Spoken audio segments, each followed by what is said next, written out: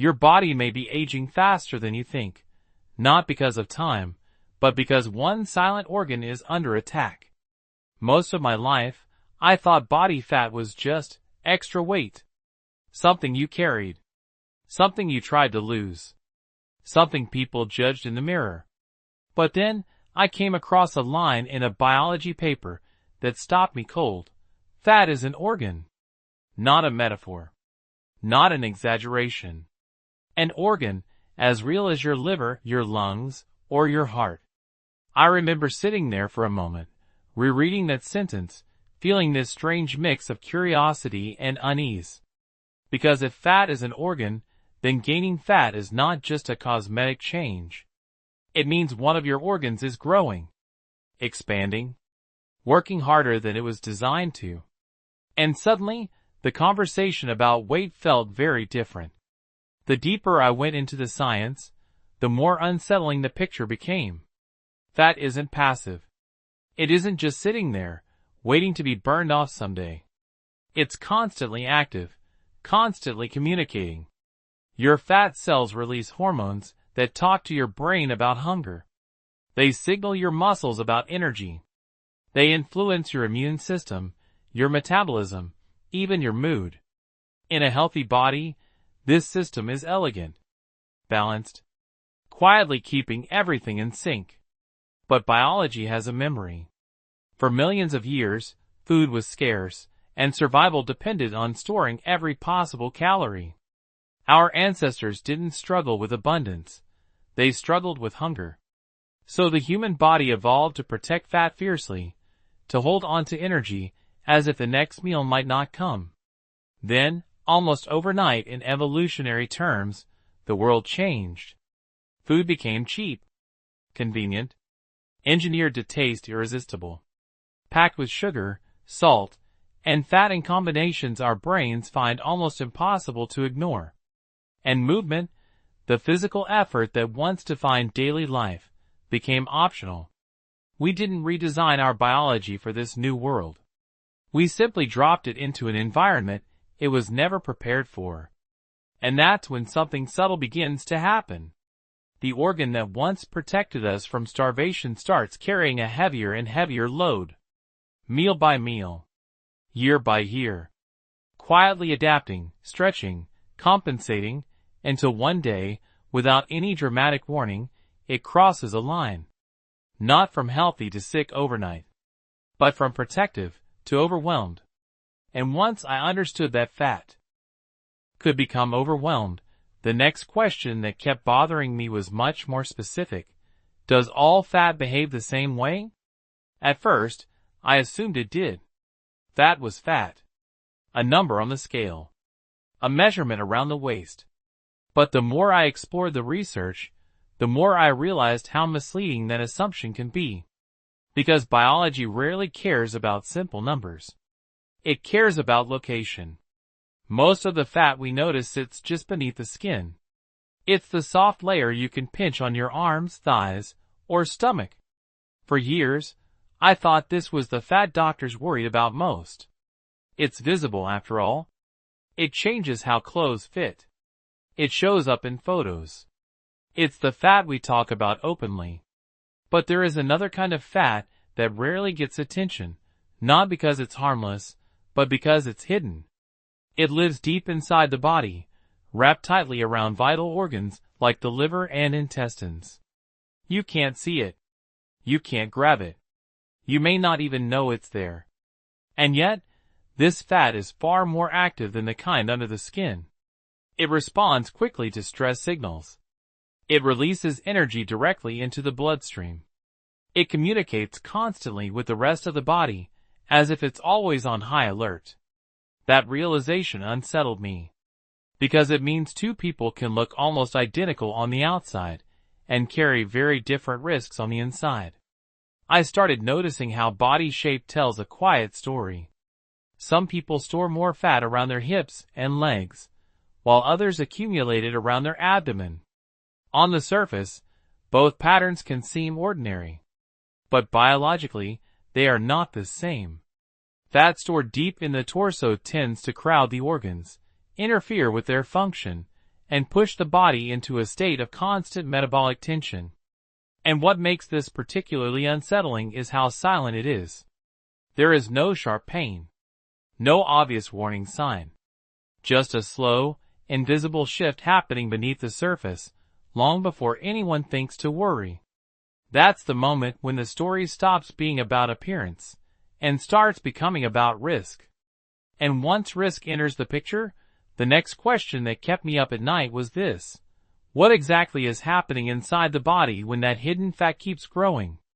I used to imagine fat gain as something gradual, but harmless, like filling a storage room with boxes. You stack them neatly, close the door, and move on with your day. But biology doesn't work like storage space. It works like living tissue. And living tissue has limits. What I discovered surprised me more than I expected. Fat cells don't just accumulate quietly. They expand. They stretch. They demand more oxygen, more nutrients, more support from the tiny blood vessels that feed them. For a while, the system adapts beautifully. The body is incredibly flexible that way. But eventually, some cells grow faster than their supply lines can handle. They begin to suffocate. That word stayed with me, suffocate. Not dramatically, not all at once, but slowly, under constant pressure. Starved of oxygen, stressed beyond capacity, some fat cells start to malfunction. Others die. And when cells die inside the body, the immune system treats it as an emergency. That's when the quiet tension turns into a biological alarm. Immune cells rush into the fat tissue, trying to clean up damage and restore balance. At first, this response is protective. It's the same mechanism that helps us heal a wound or fight an infection. But when the stress never stops, when excess fat continues to build, the immune response never shuts off. It becomes chronic. And chronic inflammation is not loud or dramatic. It doesn't feel like a fever or a sudden illness. It behaves more like background noise, constant, low-level irritation spreading through the bloodstream. Tiny injuries form along the inner walls of blood vessels. The body tries to repair them, again and again, until those repairs begin to narrow the pathways that carry oxygen to the heart and brain. What unsettled me most was realizing how ordinary this process looks from the outside. You can go to work, laugh with friends, live your daily life, completely unaware that one of your organs is quietly under siege. That's when fat stops acting like storage, and starts behaving like a wounded organ. And once I began to see fat as a wounded organ, another realization followed. Injured tissue doesn't just sit there. It starts to disrupt the body's communication system. That disruption happens through hormones. Before learning about this, I thought hormones were something abstract, almost mysterious, mood swings, hunger cravings, maybe stress. But the more I studied physiology, the more I understood that hormones are simply messages. Tiny chemical instructions traveling through the bloodstream, telling cells what to do next. Eat. Store energy. Burn fuel. Rest. Grow. When those messages are clear, the body feels stable, predictable, balanced. But when fat tissue becomes chronically stressed and inflamed, the messages begin to lose their clarity. One of the first signals to break down involves a hormone called leptin, the one responsible for telling your brain that you've had enough to eat. Under normal conditions, leptin works like a quiet guardian. As energy stores rise, it gently signals the brain to reduce appetite and maintain equilibrium. What unsettled me was learning that in people with excess fat, leptin doesn't disappear. It actually increases. The signal becomes louder and louder, but the brain gradually stops responding to it. Scientists call this leptin resistance, but the phrase feels too technical for what it really means. It means your body is trying to tell you something, and your brain can no longer hear it. That mismatch creates a strange and frustrating reality. Hunger persists even when energy is abundant. Eating feels less satisfying. The internal system that once regulated balance begins to drift off course. And then comes insulin, the hormone that manages blood sugar. I used to think diabetes appeared suddenly, like a switch flipping from healthy to sick. But the truth is far more subtle. When fat tissue remains inflamed for years, cells slowly become less responsive to insulin signal. To compensate, the pancreas works harder, releasing more and more insulin just to keep blood sugar under control. For a long time, everything looks normal on routine tests. Life goes on. Nothing feels urgent. Until one day, the system can't keep up anymore. Blood sugar rises. Energy levels fall.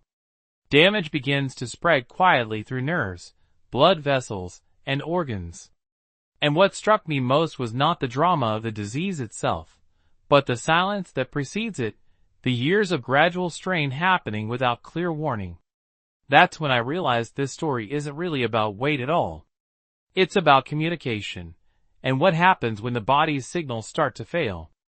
And after understanding how quietly the body can drift out of balance, the question that stayed with me was surprisingly simple. Can the process move in the other direction too? What I found brought an unexpected sense of relief.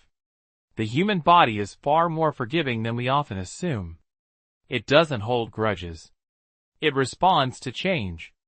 When excess fat begins to decrease, even gradually, the pressure on the system starts to ease. Blood vessels experience less strain. Hormone signals regain clarity. The background noise of inflammation begins to fade. It's not instant, and it's not dramatic, but it is remarkably consistent. That idea shifted something in my mindset. For a long time, I thought health required perfection, strict diets, intense workouts, total discipline. But biology doesn't demand perfection. It rewards direction. Small improvements, repeated over time, can reshape the internal environment of the body in powerful ways. Losing a modest amount of weight, improving food quality, moving a little more each day, these changes may seem ordinary, yet they send a very clear message to your cells. Conditions are improving. And your body listens. What I've come to appreciate most through this journey is that fat is not a moral failure, and health is not a punishment. They are signals. Feedback from a living system trying to adapt to the world around it. Which means the story doesn't end with damage. It continues with recovery. One decision, one habit, one step at a time.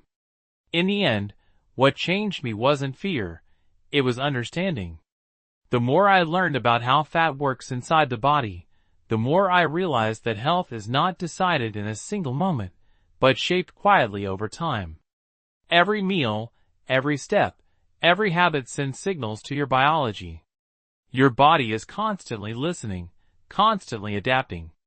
It doesn't expect perfection, and it doesn't give up easily. It responds to consistency. And that means the future of your health is not fixed. It's something you are building, one ordinary decision at a time.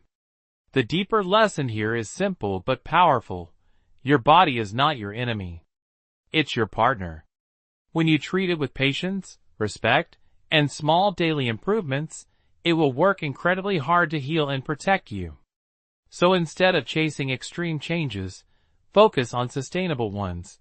Sleep a little better, move a little more, choose food that truly nourishes you. Those small actions, repeated consistently, can reshape your health more than any dramatic short-term effort ever could. Now I'm curious about you. What is one small habit you feel ready to improve starting today? Your sleep, your movement, or your eating? Feel free to share your answer in the comments, so everyone can learn from each other's experiences. And if this video helped you see your body in a new way, consider subscribing to the channel. Your support truly gives us the motivation to keep creating thoughtful, science-based content for you.